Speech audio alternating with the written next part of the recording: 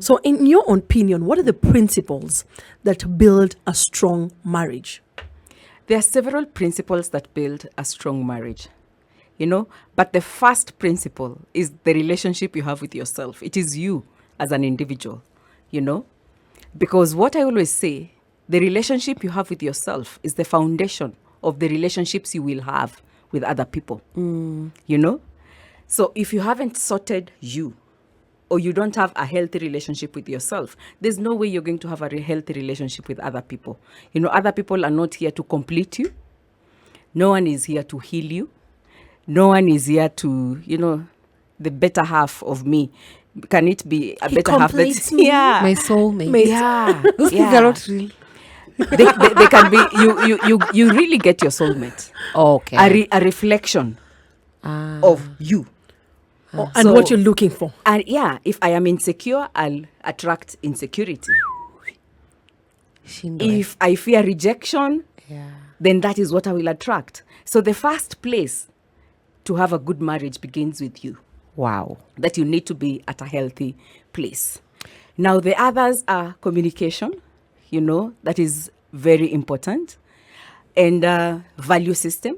Do we have a shared, similar value system, or we have different value system? Finances.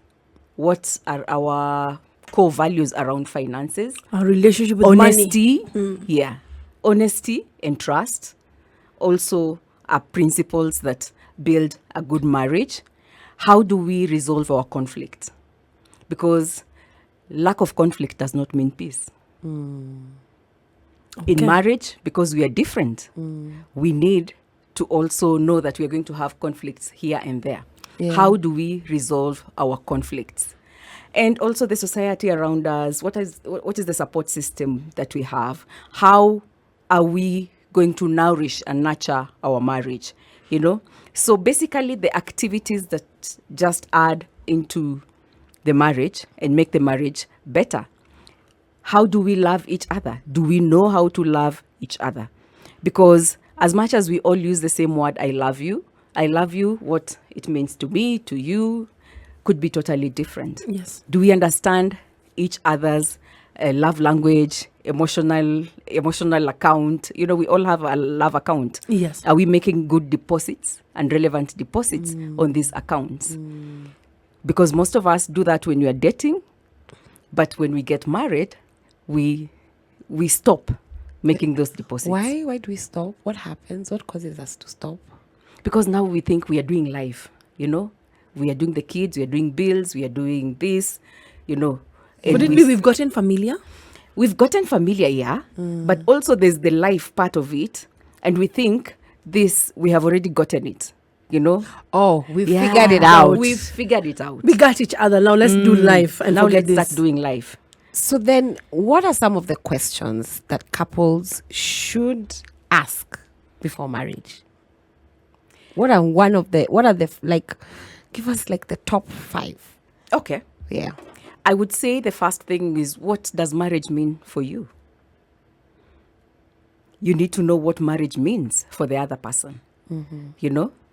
What does family mean for you? What kind of family would you want to have? What are the values in this family? What kind of life would you want to build?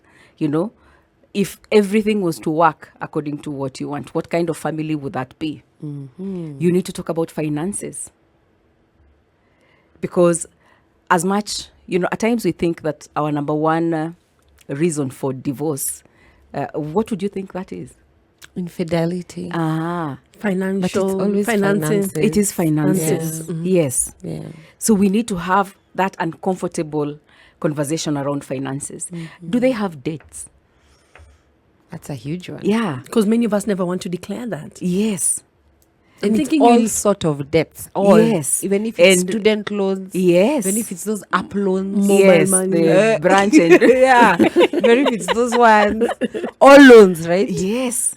Wow. So we need to understand each other and talk about finances, because finances are big.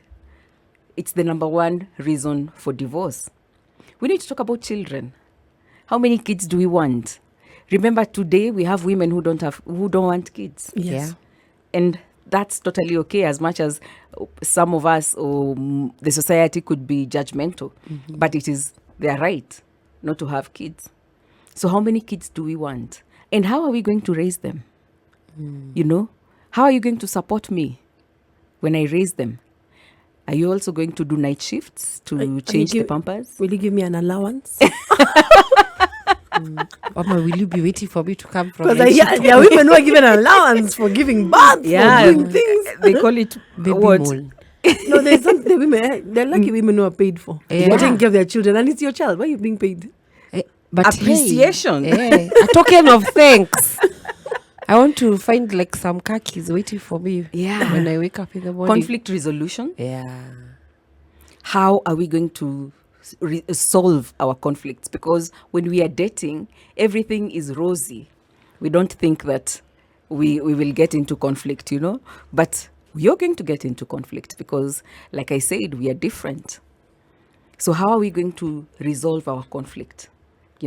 What are some of the things that he or she does in this courtship that you feel you need to tweak or you need to change?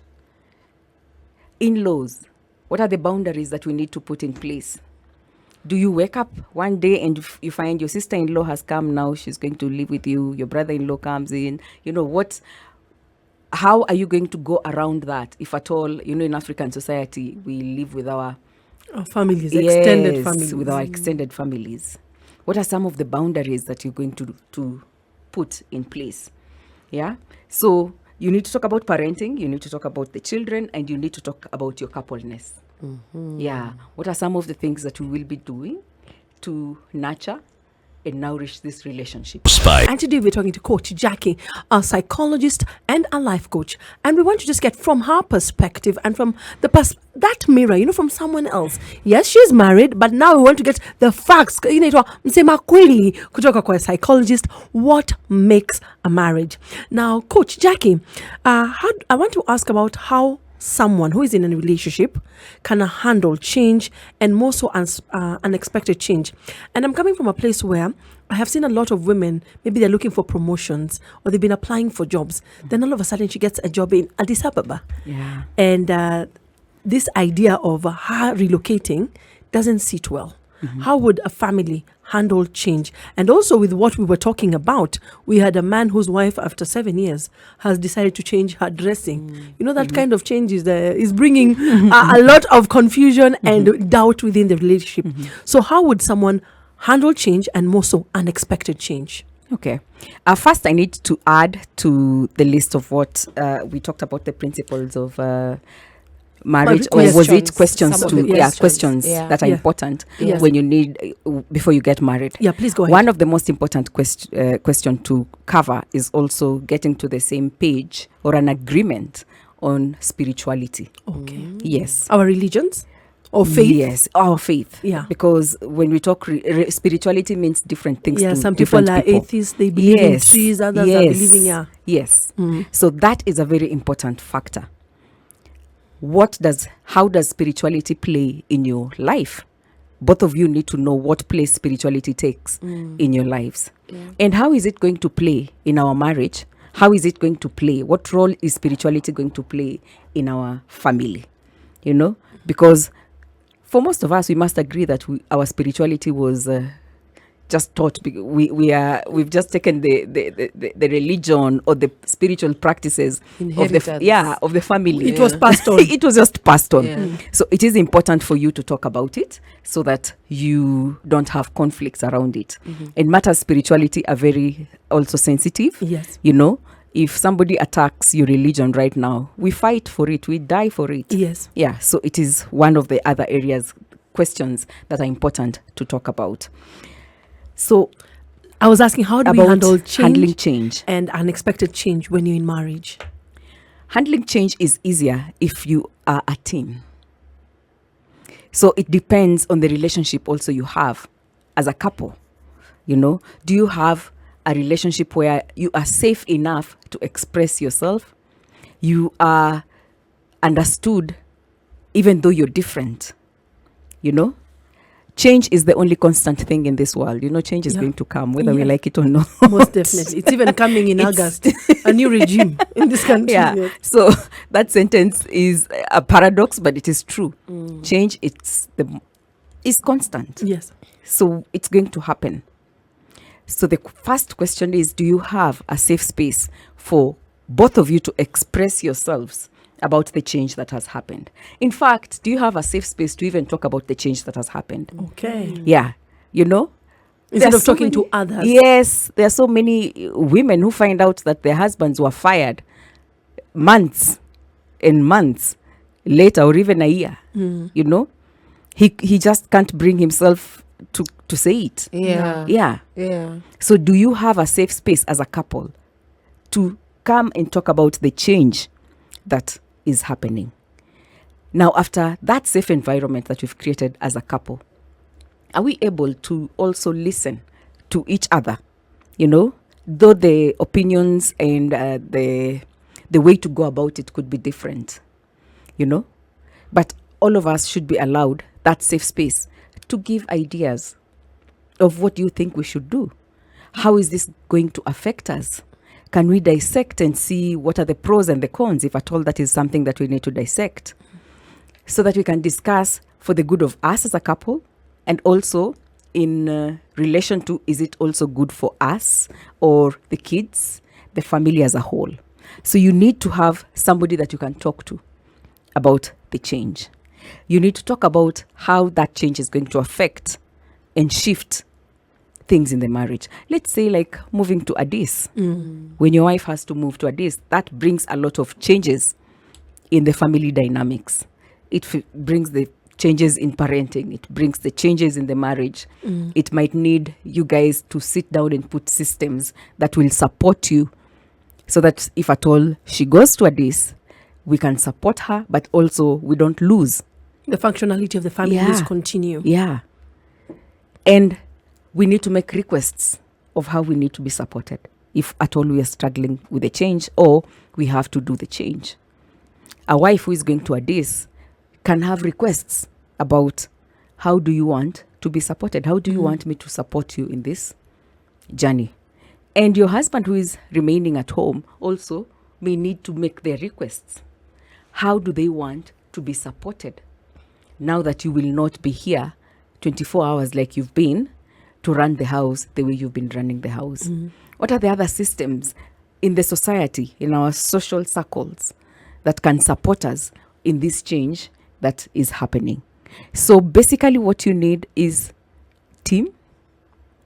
That means you have built a relationship that is a team. We trust each other. You need a safe space to speak about the changes, and to speak about the ideas, to come up with the decision-making process about the changes in the family, the changes in the parenting, the changes in the living arrangement, maybe, if that will change, and ask for support.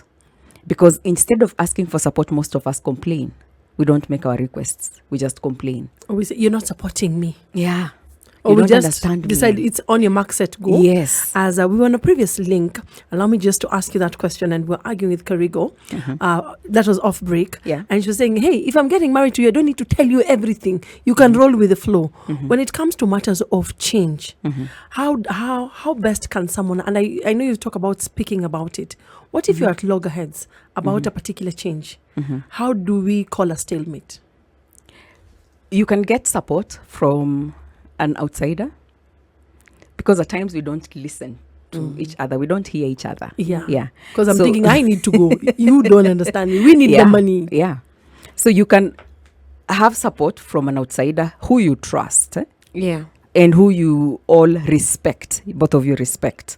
Yeah.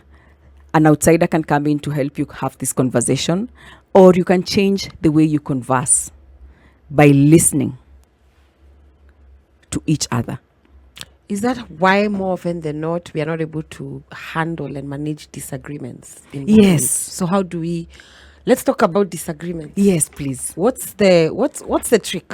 What's the secret? How do we deal and manage with disagreements in marriage, so that at the end of the day we don't feel like, I need to check out. This is too much. I think what you need to do is to first, appreciate the otherness.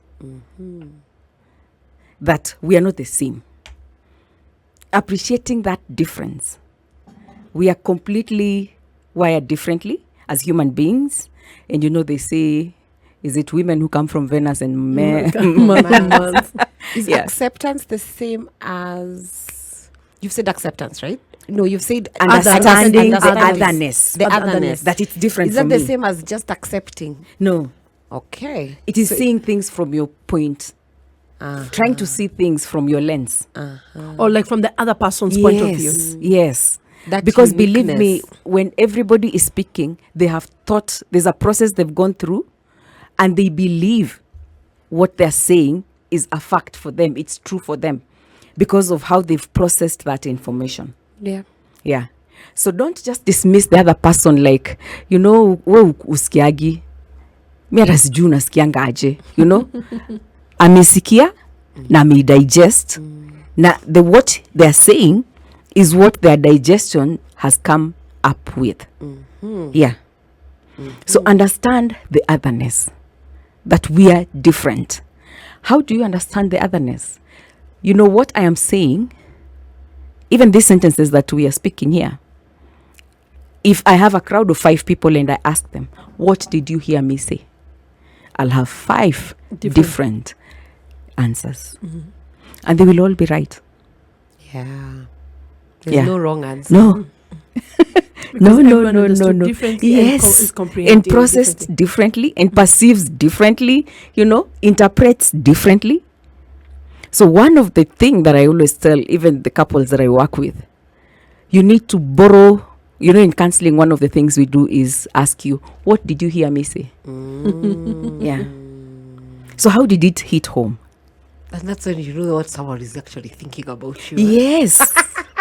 What did you hear me say? When some people have broken telephone.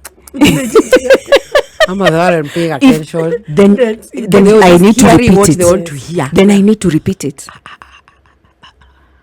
But What that if it's is a kamazoeo? Cha, what did you hear me say? Skizangi. Skizangi. I'm sure there's somebody out there thinking, that's my hubby or that's my wife. That one never listens. So instead of making that judgmental statement that when you throw, the other person is going to be on the defensive and throw theirs, now that is where the fight starts. That's how the fight started. You should ask, what did you hear me say?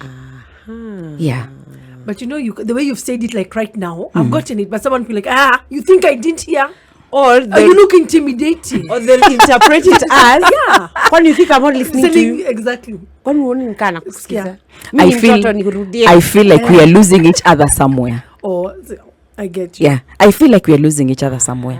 Like we are saying the same thing, but we are getting lost somewhere. Wow. So what did you hear me say? When we come back, I want Coach Jackie to just continue that conversation. We're talking about what makes a marriage, a psychologist and life coach. And today, plug in, throw in those questions. SpiceFM KE on Instagram, Facebook and Twitter, and 01102 88162. And the question we just want to go and prolong and come back and talk about is matters conflict. Do you have that wife or husband ule askiagi, they don't listen or they don't want to be told? Ask those particular questions. We are the adults in the room. Spice. Have you been trying to walk away from a relationship for your marriage? Today we are not walking away. Today we are going to talk about how you're going to stay in there. What will make that marriage, build it. We are manifesting good things to that particular marriage. Hallelujah. And if you join the conversation, we are the adults in the room. And today we're talking about what makes a marriage with Coach Jackie Keya, a psychologist. And as we're going to break, we're talking about matters of conflict and disagreement. And I would like to ask Jackie, what is fighting fair? And is there anything like fighting fair when it comes to a marriage or conflict resolution? I think there's something like fighting fair. First, we shouldn't fight like we're going to leave tomorrow. I'm going. You're fighting him or her like you will go. So you're using everything, Nothing is sacred. From your language. Yes. You want to exert your muscles. Yes. Bang tables. Yes. Now, making up after that becomes so difficult. There's this dent that you've made that makes the comeback become so difficult. Yes. Yeah. So fighting fair first is like you're mentioning the language that you're using. Are you boxing this person totally? Are you talking about the behavior or the action that you have a problem with? Or have you boxed the entire person totally? Okay. We usikiangi. It comes from here, inatokea huku. That one, you have completely boxed them. Okay. And you think they will feel so bad and change. But at they'll times, resent you. Is that Yes. manipulation? Is it a form of manipulation? it is a form of manipulation, and maybe we should not blame ourselves. Parenting, our parents use it So much. to get us to do things. Hey, in fact, And- in mother tongue, just be told, it comes out of this other side. So we just adapt it also, So are you complaining about the behavior, or have you totally boxed the other person? You are always like this, like this, like this. You never do da-da-da-da-da. Those ultimate Yes. statements that do not give the other person even a chance to do the things that you want them to do. They're more like attacking statements. Yes. You attacking. always. You always. Yeah. You should have known. You keep. Yes. Nazijua. I've had them. Clearly, you've been using them on someone. I have had them. Me, I'm not married. I'm single. I've had them. I see is the problem why Yes. they're not communicating well. Now, those statements don't give the other person a chance to even redeem themselves. I mean, you've already said, I am always. So there's So- nothing. Why would you say that and still expect something different from them? Different? You're asking too much. You're asking too much from such a person. Yeah. Yeah. And they even, with time, they don't care because they know anyway you'll judge them and you'll feel like they're bad. That's it. Yeah. You don't feel like you want to make the effort No, to be better no, because no. I mean you already the results. You're a bad person. Yeah. Yeah. So it's counterproductive. But what we always think, that when I use such words, they'll feel so bad and it will motivate them to change. Even honey, it's gotten from flowers. Yes. Yeah. So you use flowers to get, honey. Yeah. And then there's politeness. How are you speaking? What is the tone of your voice? Are you also able to accept if you're in the wrong? If you're not, you're always Mrs. Right, then that's not fighting fair. The other person really has to be the one apologizing. That's not fighting fair. Or I have to punish them. And the best punishment that we have is silent treatment. The stonewallers. Yes. That's also not fair. So you can fight fair. And are we fighting each other or are we fighting for the marriage? Aha. But That's many a huge times we one. tend to look like we're fighting. And I get that fighting for the marriage. Yes. But because I'm having a conversation with you, so I end up speaking at you and Yes. not with you. Yes. Now, for example, let's give an instant of a lady like Barbara. When she's upset, she will tell you she's upset. And maybe her tone will raise up. You talked about being polite. Is it advisable that if we're upset with my partner Nebuchadnezzar, for example, don't ask about the name. Yes. And because I know I have that character, before I can calm down to be polite, is it advisable I just calm down and I keep quiet? And I know that silent treatment is not a good thing. But in this particular case, politeness will not come out easily. Because for some women, when they are mad, they are mad. It's like, you will say, and you might say things that are not right. So for that particular person or with that particular character, would calmness or the silent treatment be applicable? Silent treatment Is already a problem. Is, Yeah, is a that- problem. Yes. But we know what silent treatment looks like. Yes. When a person is quiet, and when a person gives you silent treatment, and this guy or this lady gives you silent treatment, the recipient can differentiate it, The even difference. without somebody saying, okay, this is a quiet moment, and this is silent treatment. Okay. So it is passive aggressive, we know it. So you are allowed to be mad. We are not saying, oh my God, you should be polite. I'm women mad and you're telling must. me I need to be You polite. are- and I'm- no. I'm here. You are allowed to be mad. But if you know your words that you will say are going to make things worse, then become emotionally mature. You know, people who don't speak, even silent treatment guys, are not emotionally mature. Yes, course. that's Yeah, true. that is why they can't express their emotions. So you express your emotions by saying, I am at a space that I can't speak right now. Give me an hour. Give me 24. Can I say, if I say something, I'm going to hurt you? Mama, Yes. that is also bad. No, that's okay. Okay. If I speak, Yeah. that's the line you use. Mi So wacha that they know I'm very ninyamaze. mad. You say, mi wacha ninyamaze juu najua nikiongea Yes. kutaharibika. Yes. I'm at a point that my speech would do more damage. So give me time. You can take a walk. You can calm down and then be ready to have that conversation. Now you need to have a spouse also that appreciates your otherness. You see, that is your otherness. Yes. Because And there understands it. are people now who don't know how to appreciate that. They feel like, no, we have to resolve it now. You're running away. You see, now that will make things just explode. Okay. So when your spouse makes a request like that, allow them that time. Regardless of who is to blame. Now how does that come into play? Okay. Like regardless of who's okay, can we say that? Okay, what I mean is this: regardless of whether it's my fault or your fault, Yeah. regardless of who is responsible, who is at fault, it doesn't matter. Yeah. If it's me who's feeling like honestly, I'm being done bad, but then Yeah. you come and you tell me, Karigo, just give me a moment. I should respect that. Yes. Regardless. Yes, That's yes. what I mean. It's not that it is just You're It the should be person- her it should, asking yeah, it. that it should be only for those people who've been hurt. Yeah. That's regardless. very- Regardless of who is to blame. Yeah. Now, it is good.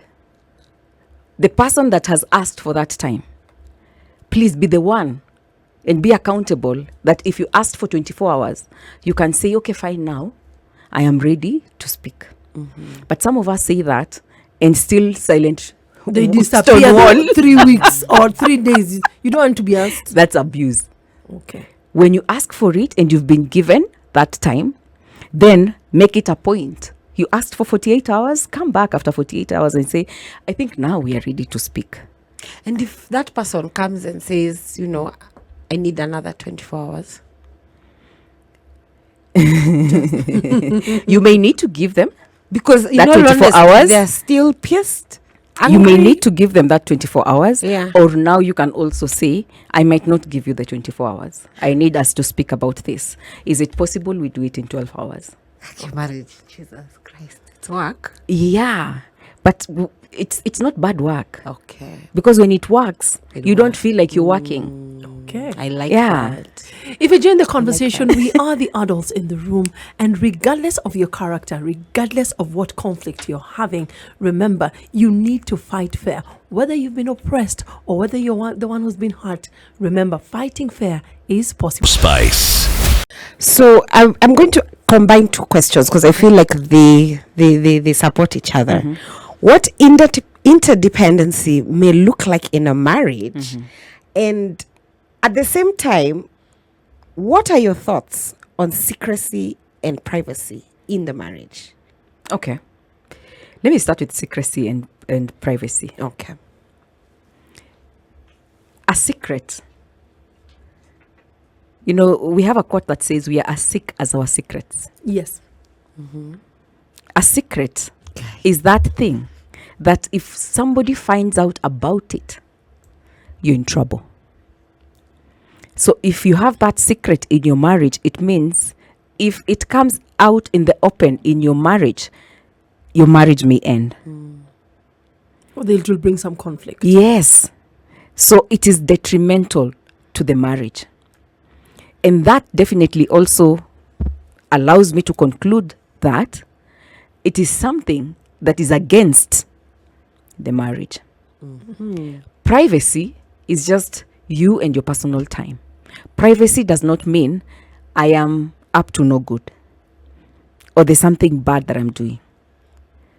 Privacy is just personal space, you being yourself, doing the things that fill you up as an individual, not as a wife, a girlfriend, just you.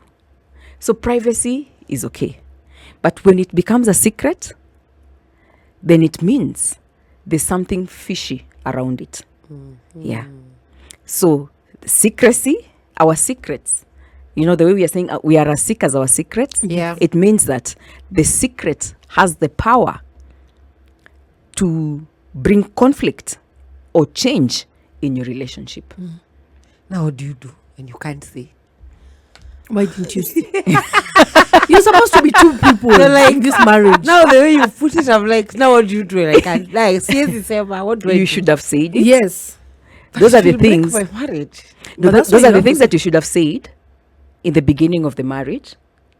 Or if you have a strong relationship, or that I have to say it, whether it will break or not, but I'm going to say it, then maybe you can risk.